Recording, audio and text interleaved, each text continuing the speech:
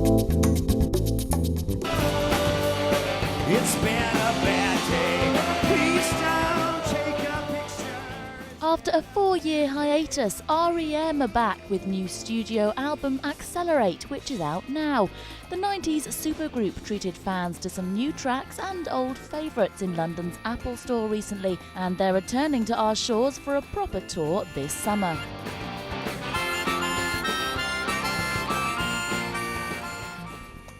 It's 2008. It's REM in 2008. We went in there, we had a great time doing it. We did it really quickly. We did it with a great deal of focus and concentration.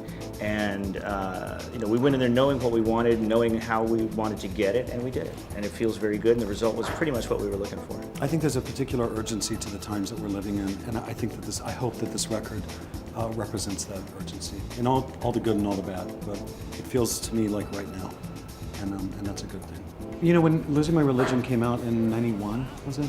I went from being somebody who was recognizable to people our age and slightly younger to being recognizable to everyone in the world because MTV was the big thing, as radio was the big thing in the 60s and 70s. MTV took over in the 80s and 90s, and now we have the technology that this store represents, I think, in some way.